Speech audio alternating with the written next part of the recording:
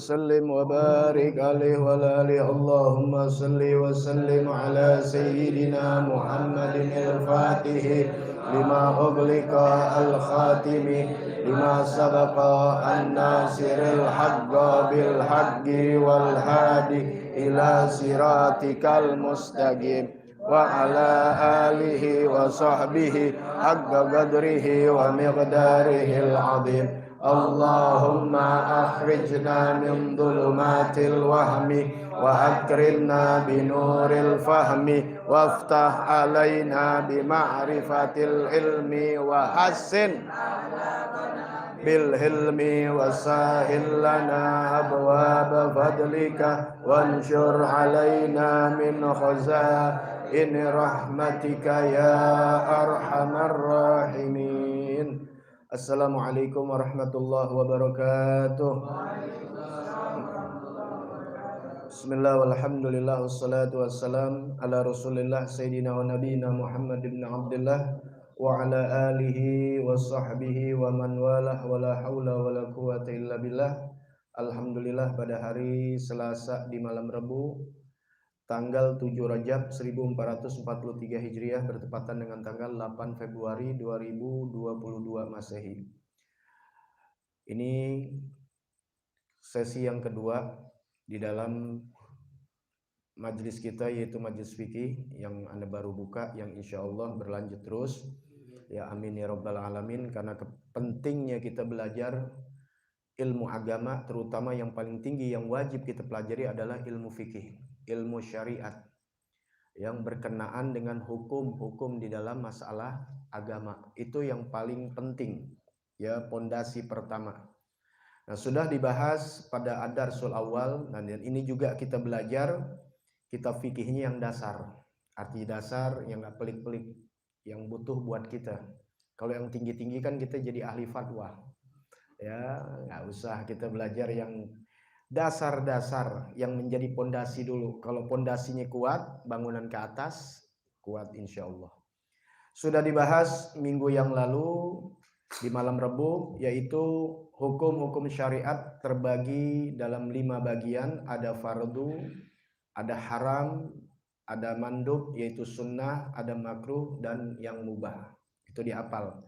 Makanya kita di sini ngaji benar-benar belajar ngaji, bukan tablik ya, dengerin, tapi kita benar-benar ngaji. Jadi orang yang ngaji itu pakai catatan, pakai tulisan, itu kualitasnya lebih bagus, lebih baik, lebih tinggi. Jadi yang dilihat kualitas dalam Islam bukan banyaknya yang hadir, bukan ribuannya, bukan, tapi kualitas. Paham kualitas ya? Kadang-kadang yang berkualitas itu sedikit memang mahal. Mobil yang keren, yang mahal, yang berkualitas banyak apa dikit? Dikit. Yang nggak berkualitas, yang murah banyak ya. Apapun bentuknya. Begitulah dalam ilmu. Yang berkualitas itu memang sedikit. Terutama ilmu yang sangat ditekankan, yaitu seperti ilmu fikih dan majlis-majlis yang mengajarkan ilmu fikih. Sudah kita mengenal ilmu syariat ini hukum dulu, karena nanti di dalam hukum fikih ini kita harus tahu apa itu wajib. Ketika kita tahu wajib, oh ini wajib, berarti kalau dikerjakan dapat pahala, kalau ditinggalkan mendapat dosa, ancaman dari Allah Subhanahu wa taala. Ini konsekuensi, nggak bisa ditawar-tawar. Ya makanya kalau nggak belajar fikih, dengan nafsunya dibilang nggak apa-apa, boleh ya, yang haram jadi halal jadi haram. Kenapa? Kurangnya belajar ilmu fikih atau nggak mau tahu ilmu fikih. Nah kemudian ada fardu yang kifayah, ada fardu ain, sudah dibahas semuanya.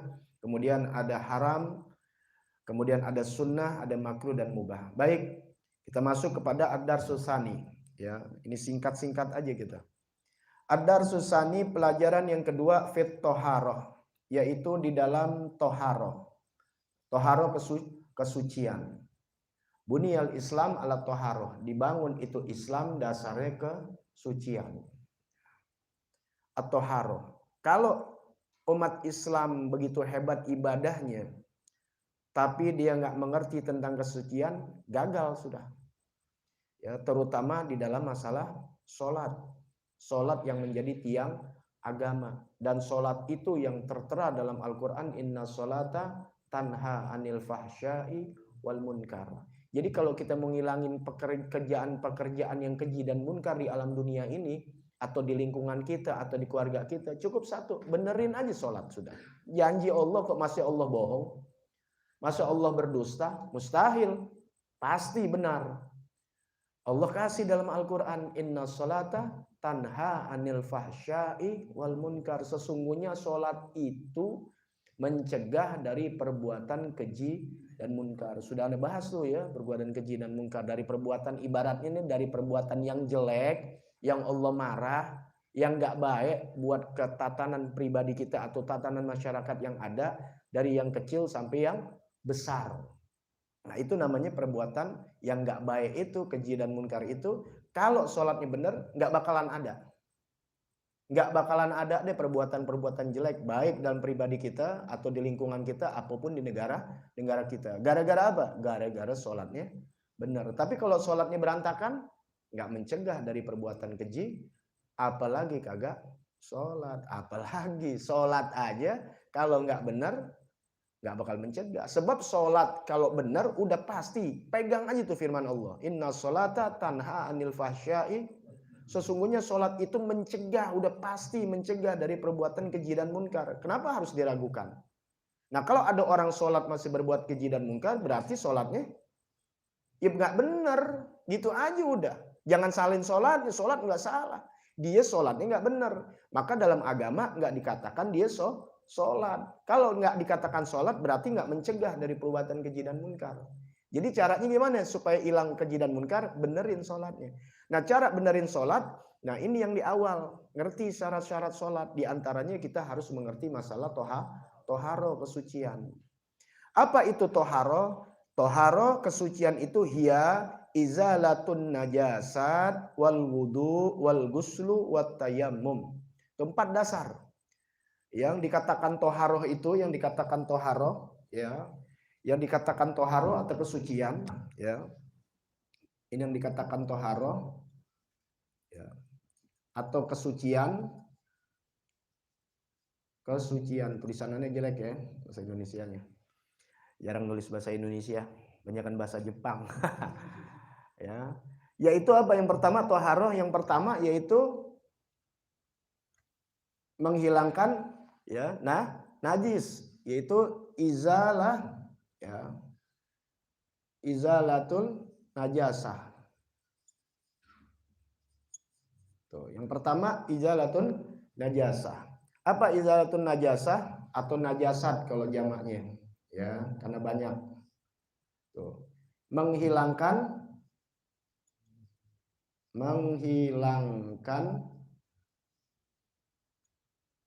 ya, najis. Najis, kekotoran, kekejian yang nanti kita akan pelajarin. Ya, tuh menghilangkan najis. Kemudian yang kedua wal wudu. Yang kedua wal wudu. Yaitu wudu. Nanti kita akan bahas wudu. Nah, ini akan dibahas satu persatu. Ya, dari kesucian ini kita akan bahas izalatun najasat, menghilangkan najis, wudu. Ya butuh berbulan-bulan, nggak bisa cepat. Makanya pondasinya dikuatin, kenalin dulu itu. Kemudian dari wudu kemudian al-guslu. Apa al-guslu? Mandi. Tapi di sini maksudnya mandi hadas besar, ini hadas kecil, hilangin najis dulu. Sekarang kalau wudu kita benar, tapi najis kita nggak ngerti. Paham ya? Kita wudu benar, tapi najis kagak ngerti. Berarti di badan kita masih ada najis. Bawa sholat, sah nggak sholat kita? Nggak sah. Ini hilangin najis. Pasti manusia ada najis. Di antaranya buang air kecil dan buang air besar. Nah itu najis. Belum lagi kotoran-kotoran yang ada. Hilanginnya harus mengerti. Apanya? Toharohnya. Yaitu belajar nanti masalah air. Setelah wudhu, guslu, yaitu mandi. Ya. Yang keempat, tayamum. Ya, yaitu tayamum. Ya. Ya. Gitu aja deh. Tuh, tayamum, ya. Tuh, tayamum. Apa tayamum? Ya tayamum, ya. Kebersihan, membersihkan najis. Tayamum, bener ya. Tuh. Tayamum, ya. Wudu, mandi, tayamum. Ini hadas kecil, ini menghilangkan hadas besar. Nah, kalau ini nggak ada, baru larinya ke tayamumnya. Tayamum alternatif. Bisa terjadi sama kita, seperti ada luka. Nah, kan jadi ngerti. Pakai perban, kata dokter nggak boleh kena air, mesti tayamum.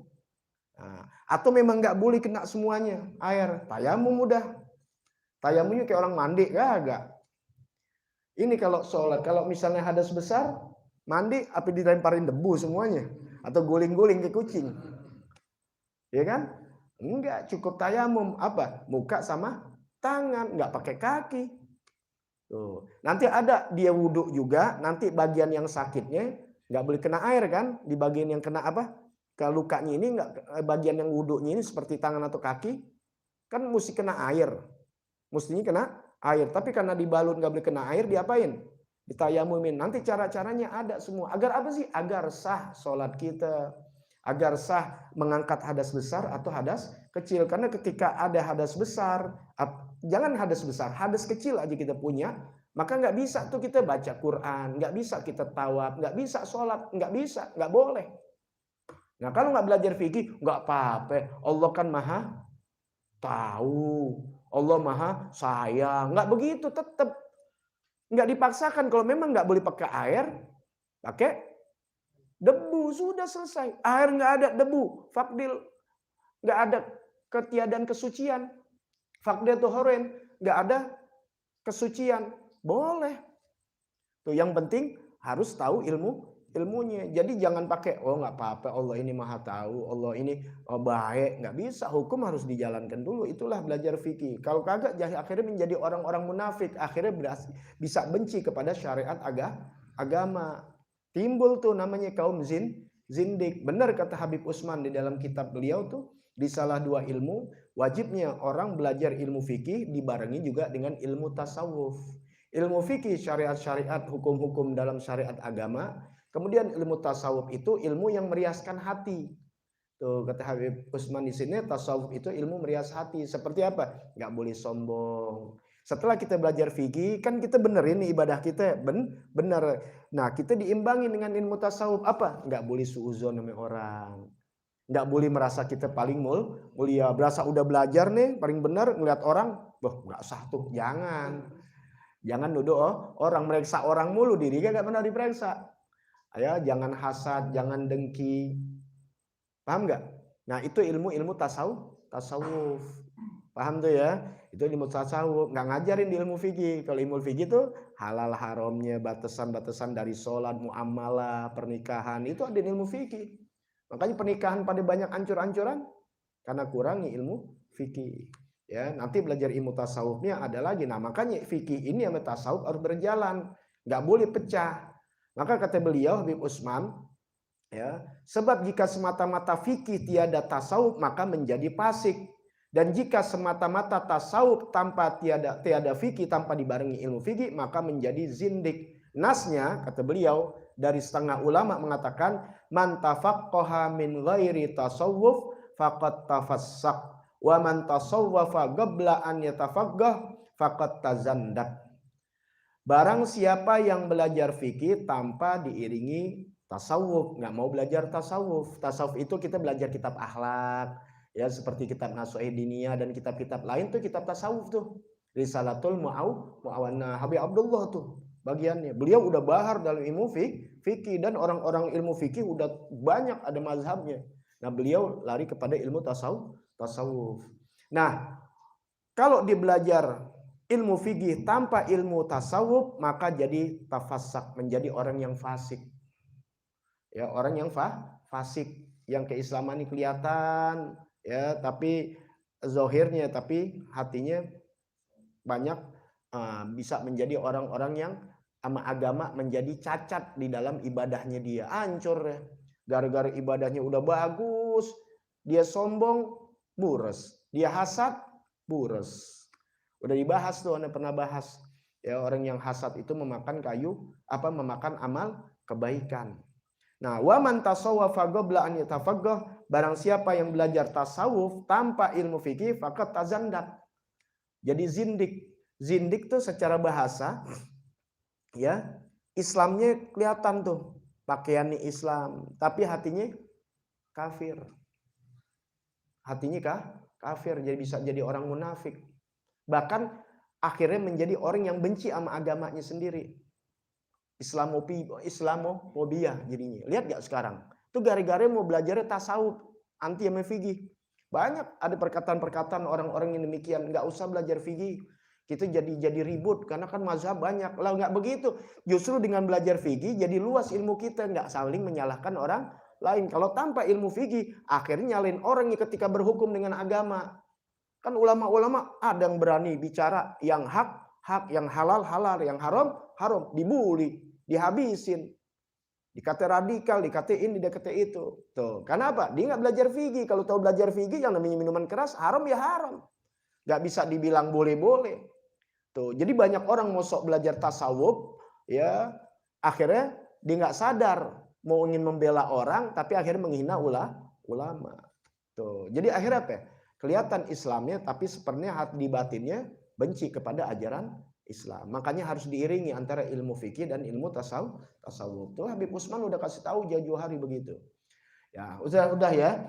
Jadi toharo kesucian, itu menghilangkan najis, kemudian wudhu, ya, mengangkat hadas kecil, ghusl, mandi atau hadas besar, menghilangkan hadas besar, tayamum. Ya, ini tayamum alternatif aja. Jika tiadaan wudhu atau tidak bisa mandi. Nanti dibahas semuanya. Baik, sekarang syurutut toharo. Nah, sekarang syarat-syarat apa? Syarat-syarat toharo, syarat-syarat kesucian. Nah, sekarang dia ada syarat-syaratnya. Kesucian di sini ada syarat-syaratnya, ya. Tuh, ada syarat-syaratnya di sini. Syurutnya di sini ada syaratnya tuh. Syurutut toharo, syarat-syaratnya toharo, ya. Nah, ini syarat-syarat toharo nih, ya. Syarat-syarat toharo. Kesucian ini ada syarat-syaratnya. Yang pertama apa? Yang pertama al-Islam. Ada 3 ya. Salah satu ada 3. Syarat-syarat toharo ada 3. Syarat-syarat kesucian ada 3. Yang pertama al-Islam. Yang pertama Islam. Jadi kalau dia bukan orang Islam, ya, nggak masuk syaratnya, nggak sah. Boleh gak orang di luar Islam wudhu? Boleh aja. Di sholat nggak sah. Syarat wudhu harus Islam. Apalagi sholat mesti orang Islam. Tapi kalau dia mau belajar ya biarin aja. Tapi kalau bilang gue sah gak? Nggak sah. Sahnya lu mesti syahadat dulu kuncinya. Paham ya? Nah makanya ketika kita belajar kita ilmu fikih kita tahu syaratnya jujur surga miftahul jannah la ilaha illallah Muhammadur Rasulullah. Syaratnya masuk surga kuncinya adalah la ilaha illallah Muhammadur Rasulullah, yaitu syahadat. Makanya dihukum pertama sebelum sholat, zakat, puasa, haji apa? Asyhadu an la ilaha illallah wa asyhadu anna Muhammadar Rasulullah.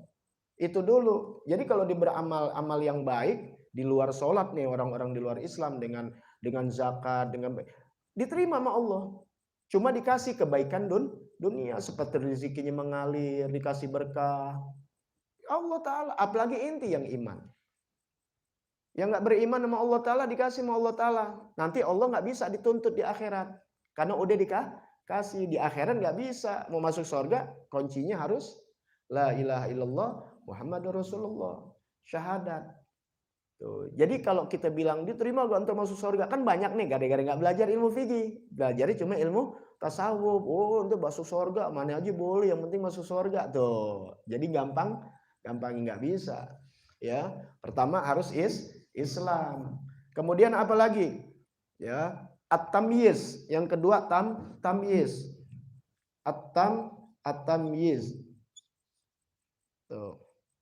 At-tamyiz. Yang kedua tamyiz. Ya, nanti dibahas satu-satu. Yang ketiga ma'ul mutlak. Ini yang ringkasnya aja. Yaitu ma'ul mutlak maksudnya al-ma'ut thahir al-mutahhir, ya. At-thahir al-mutahhir, air yang suci mensucikan, atau air mutlak, ma'ul mutlak. Ini pertama Islam. Yang kedua tamyiz. Tamyiz apa? Tamyiz ini adalah membedakan, bisa membedakan perbedaan. Dia mengenal perbedaan. Kalau orang anak yang sudah mengenal perbedaan, makanya dinamakan mumayyiz. Anak yang sudah mengenal satu perbedaan itu namanya mumayyiz. Seperti dia tahu kanan, kiri, diajak ngomong udah bisa interaksi. Bisa cebok sendiri. Kalau di dalam ilmu fikih ini dikasih tahu dia bisa cebok sendiri, bisa makan sendiri. Usianya nggak ditentukan karena tergantung dia punya daya tangkapnya, artinya integritasnya dia, daya akalnya dia. Ada yang bisa dari 5 tahun, ada yang bisa 6 tahun. Rata-rata ambil umur 7 tahun deh. Nah, ketika dia masuk SD, programnya cakep banget emang. Rata-rata SD 6, 7 tahun. Tapi bisa gak 9 tahunan? Bisa. Nah, seperti juga balik. Balik itu diambil kalau laki-laki yang sudah dibahas. Yaitu laki-laki dengan datangnya mimpi basah. Kalau perempuan datangnya head. Kalau belum datang usianya udah 15 tahun, maka udah dikatakan balik. Ada misalnya umur 16 tahun, belum mimpi basah, laki-laki nih, mungkin telat kali ya, pemikirannya udah 16 tahun. Udah wajib dia sholat. Oh, gue kan belum balik, belum mimpi, nggak bisa. Yang diambil umur karena udah melewati 15 tahun. Tapi umur 15 tahunnya secara hijriah. Kurang lebih berarti 14 tahun 8 bulanan gitu. Ya, karena dihitungnya bukan pakai tahun Masehi. Jadi kalian nih biar apal juga lahir hijriahnya, anak tulis dengan hijriah, jadi bisa tahu. Ya, 15 tahun secara hijriah, bukan Masehi. Itu namanya apa? Itu namanya balik. Ada perempuan udah 13 tahun, head, udah langsung masuk dia. Sekarang udah 15 tahun, setengah, 16 tahun, udah SMA, belum head, bisa gak? Boleh, bisa. Karena sabilisihah, jalan yang sehatnya nih, perempuan apalagi zaman dulu 9 tahun. Tuh, makanya orang dulu 15 tahun, 16 tahun udah nikah karena headnya aja dari 9 tahun, dewasa. Kalau sekarang masih ABG umur 20 dikawinin juga masih ke anak-anak, ngambekan mulu. Beda emang udah zamannya. Ya luar biasa. Nah, 15 tahun nih perempuan, 16 tahun. 15 tahun aja lewat berapa hari gitu. 15 tahun aja berapa jam. Maka dia udah wajib walaupun belum head. Itu ya, itu batasan secara umur, itu udah dibahas di dalam balik. Nanti akan dibahas lagi karena syarat-syaratnya di sini tentang sholat, tentang ini ada. Itulah yang Nabi katakan, perintahkan anakmu untuk sholat di usia 7 tahun. Nah, kalau kita ambil hadis Nabi yang usia 7 tahun ya pas ini tamyiz. Karena dia kalau anak udah 7 tahun tuh udah enak. Kalau 3 tahun coba deh kita suruh sholat dimuter-muter. Iya coba deh. Kok nggak bapaknya ditindiin. Iya, jangan diomelin kalau di masjid. Makanya kalau belum bisa jangan ngacak-ngacak. Kesian, apalagi imam lagi megang tongkat ditarik-tarik. Jadi bukan dilarang ke masjid, boleh, tapi dijagain. Sebab ya begitulah anak-anak dilari-lari, di buak, disenggol orang. Pernah nggak ngerasain? Rasain. Di belum tamyiz, tapi kalau udah tamyiz, udah rada rapian. Nah makanya Nabi perintahkan usia 7 tahun. Nah kalau udah balik, udah 10 disuruh pukul. Karena 10 itu menjelang akan balik. Tadi tamyiz ya, 7 tahun tamyiz. Disuruh perintahkan doang. Suruh aja, suruh, perintahkan. Jangan diapa-apain, diperintahkan. Nah umur 10 tahun boleh dipukul. Tapi bukan dipukul yang menyakitkan. Ya, pertama pukulnya dengan apa? Dengan kata-kata. Ya, nakutin kan orang tua bisa. Ya, jangan sampai dikegebukin maling, nggak boleh. Islam juga nggak ngajarin anak dikegebukin. Maknanya dipukul gimana dong biar paham ya. Itu. Jadi ntar kalau yang nafsirin salah dianggapnya Islam keras, Islam ini enggak. Makanya harus ngerti masalah kalau istri nyeleweng atau ini dipukul bukan kayak dimukulin maling, bukan. Ya begitu.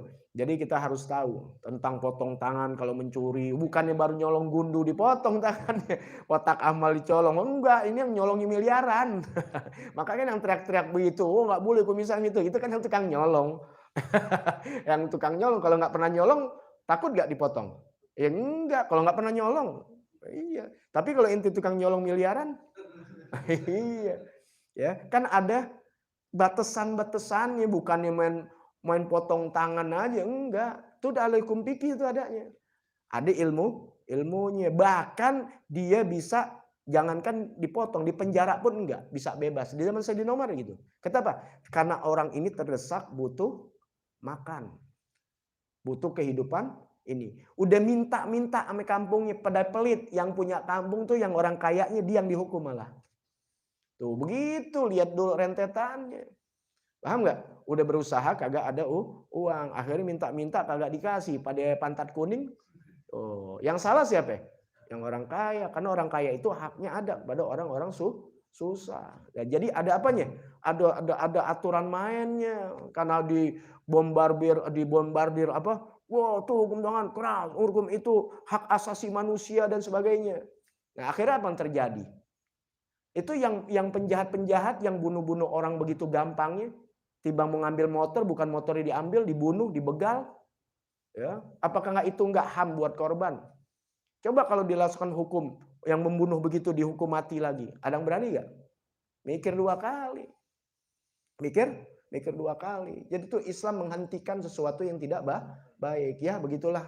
Ya memang udah akhir zaman. Ya orang Islam benci dengan hukum agamanya sendiri. Apakah itu dia dianggap beragama nanti?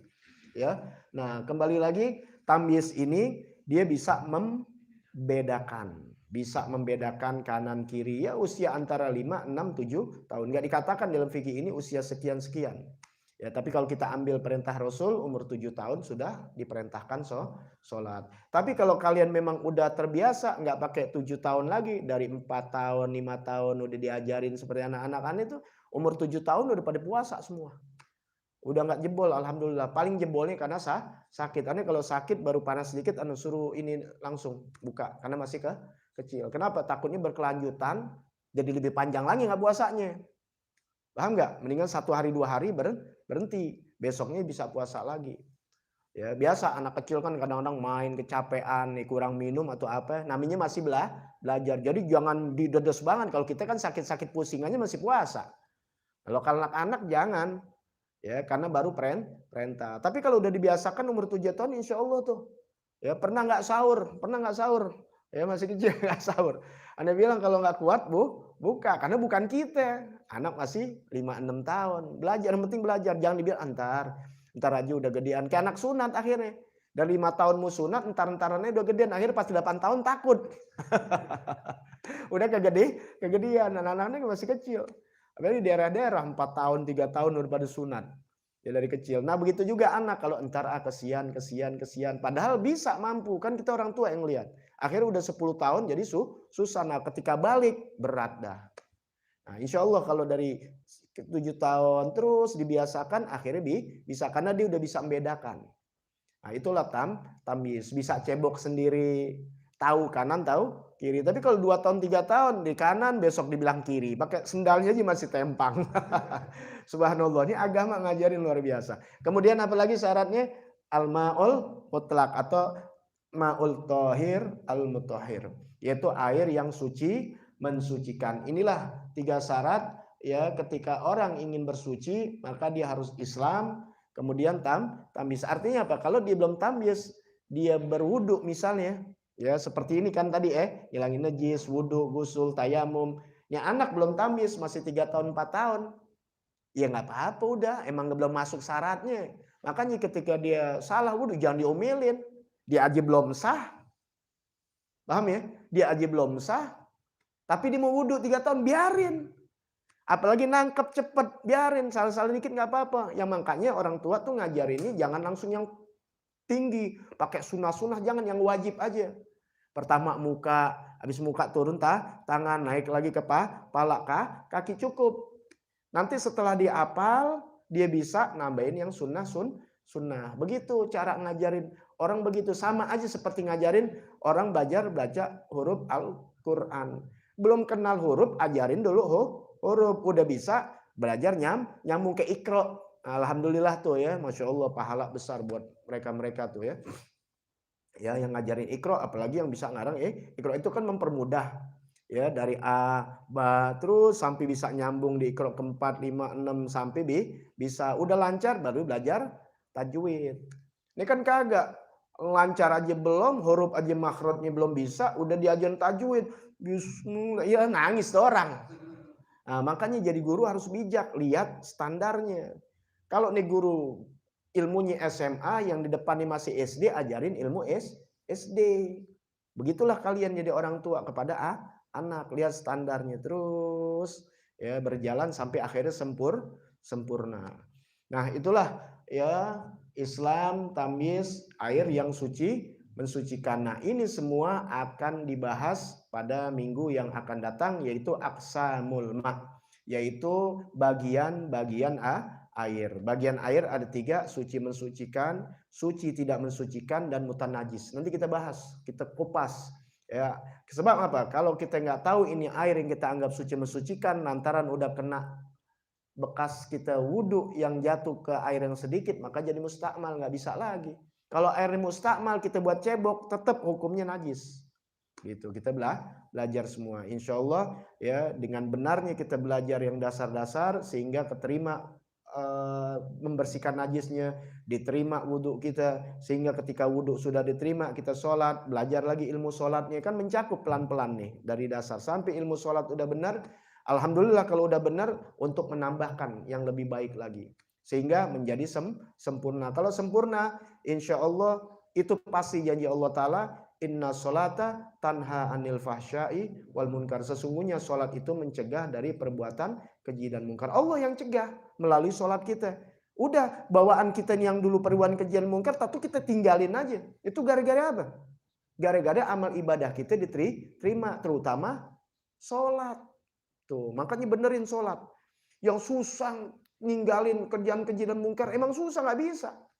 Ya, kecuali kalau sholatnya bener, janji Allah itu. Jadi kalau mau benerin masyarakat yang ada, ya ajarin orang fikih, ajarin fikih. Ya, tapi di akhir zaman ya orang akan lari daripada ulama fikih yang sudah sering bahas ya di majlis-majlis. Ya, zaman dimana sayati zamanun ala ummati, akan datang kelak umatku di akhir zaman. Yafiruna minal fuqaha, minal ulama. Lari dari ulama. Maknanya lari dari ulama bukan lihat ulama kabur. Itu bukan maknanya lari begitu. Mau ulama kabur, bukan. Artinya enggan, nggak mau duduk di majelis ilmu mengenai ilmu-ilmu syariat. Nah, dikasih dia 3 hal. Harga yang naik, keberkahan apa? Usahanya diangkat sama Allah, dikasih pemimpin yang zalim, mati dalam keadaan tidak beriman. Nauzubillah min dzalik. Itu yang terakhir tuh, mati orang nggak beriman. Ya bayangin, ya usahanya nggak berkah. Orang kalau usahanya nggak berkah kan susah aja, kurang aja, bisa nipu, bisa korupsi, bisa apa aja dia berbuat. Saking kurang. Tapi kalau rezeki yang berkah biar sedikit, nikmat buat kita bisa ibadah. Tapi kalau banyak nggak berkah, kurang aja udah. Akhirnya ninggalin ibadah ini. Nah, keduanya lagi dapat pemimpin yang zalim. Bayangin, apa enaknya duit banyak kalau tergencet terus. Akhirnya ujung-ujungnya apa? Orang jual agama pada. Kalau orang jual agama matinya gimana? Gak bawa iman. Tuh 3 efek, nauzubillah min dzalik. Jadi kembali lagi, ini kita sekarang kita duduk belajar ilmu fikih tidak lain untuk membenahi diri kita dan membenahi lingkungan kita yang ada dan meminta kepada Allah agar rezeki kita berkah, kemudian dapat pemimpin yang adil, kemudian mati membawa iman dan Islam ini. Buat minimal kita juga buat orang lain. Jadi orang-orang yang belajar ilmu fikih ini mendoakan yang ada. Secara tidak langsung, bukan dengan doa tapi dengan gerakan. Hadirin ilmu-ilmu fikih dan ajak saudara-saudara kita, kenalan kita di kampung kita yang baru ini hari dari 3 tahun buka secara mingguan ilmu dasar fikih. Adapun yang bulanan tuh kan sebenarnya ngumpulin jamaahnya yang jauh-jauh. Ya, jamaah yang jauh biar ada apanya? Biar ada punya hati. Gurunya datang tiap minggu ke kampung-kampungnya ke Jakarta, masa sebulan sekali nggak ke rumah? Gitu, paham nggak? Ngajarin supaya bisa berbalas budi. Kalau sama gurunya aja nggak punya balas budi, apalagi sama orang lain.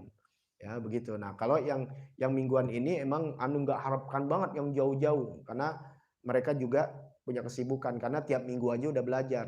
Ini ya terutama orang-orang yang dekat di lingkungan kita, ya paling kagak dari Depok masih mau datang, dari Cibinong masih datang, ya apalagi yang dekat-dekat, kasih tahu yang lain-lainnya. Ya siapa namanya, Pak ya juga Pak RT kita nih, Pak Iwan dan yang lain-lain ya, bisa nyambung kata, ngasih tahu setiap hari Selasa malam, Rabu dimulai jam 9 teng. Adapun mau ikut baca maulid dari jam 8-an setelah ya sholat isya. Gitu aja. Mudah-mudahan Allah berikan kita taufik hidayah ya, mati dalam keadaan husnul khatimah. Bisiril Fatihah. A'udzubillahi minasyaitonirrajim. Bismillahirrahmanirrahim. Alhamdulillahi rabbil alamin arrahmanir rahim maliki yaumiddin iyyaka na'budu wa iyyaka nasta'in ihdinas siratal mustaqim siratal ladzina an'amta 'alaihim ghairil maghdubi 'alaihim waladdallin amin. Ya minggu besok silakan bawa catatan enggak apa ya. Dan ini bukan ceramah, jadi inti jangan gak ceramah. Kalau ceramah kan nanti beda, inti lihat teriak-teriak menunjuk-nunjuk. Ini kita belajar, jadi nyatet, ini juga santai. Kalau caranya ceramah emang nggak bakal masuk. Ilmu fikih nggak bisa buat ceramah. Ya beda. Kalau ilmu fikih tuh nyatet, santai ngomongnya. Ya fikih. Apalagi tuh fikih. Kalau teriak-teriak, wah kabur orang. Makanya di khutbah Jumat nggak ada fikih. Tidur orang. Ya tidur. Apalagi ceramahnya lembek lagi. Makanya nggak buka fikih. Di ceramah-ceramah, apalagi khutbah Jumat, khutbah tuh tegang, tuk. Ya, keras orang bilang tentang hukum, jangan durhaka sama orang tua, jangan minuman keras, jangan berzina. Itu aja udah hukum-hukumnya. Karena sebentar kan 5 menit selesai. bahasa Arabnya ini kelar 10 menit, 15 menit sholat deh. Ya, jangan lama-lama. Udah lama cerita fikih begini bulan puasa apa deh nyender tidur kayak kita. Coba deh bulan puasa datang dari 11:30 perut kosong kena angin begini. Iya, yang khotbahnya alhamdulillah. Kayak terangin fikih. Waduh, itu kita aja tidur bisa. Apalagi orang yang kerja capek yang dagang-dagang, masya Allah. Kita kan nggak ngapa-ngapain lagi bulan puasa, masya Allah. Emang beratnya begitu. Ya Rabbana tarafna bi annana tarafna wa annana على اللظى أشرفنا فتب علينا توبة تغسل كل حوبة واستر لنا العورات وآمن الروعات واغفر لوالدينا ربي ومولودينا والأهل والإخوان وسائر الخلان وكل ذي محبة أو جيرة أو صحبة والمسلمين أجمع آمين ربي يسمع فضلا وجودا منا لا بك منا بالمصطفى الرسول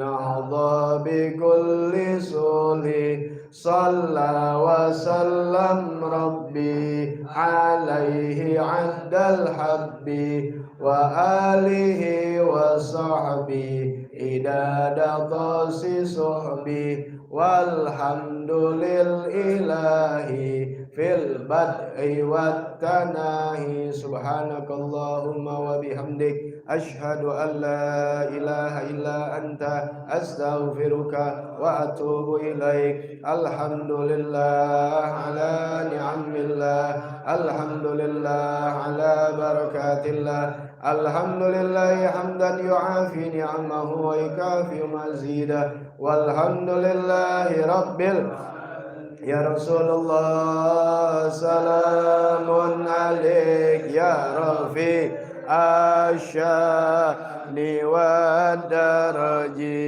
يا رسول الله سلام عليك يا رفيع الشان والدرج يا رسول الله سلام عليك يا رفيع الشان والدرج اللهم صل عليه وعلى آله. Afwan minkum. Wassalamualaikum warahmatullahi wabarakatuh.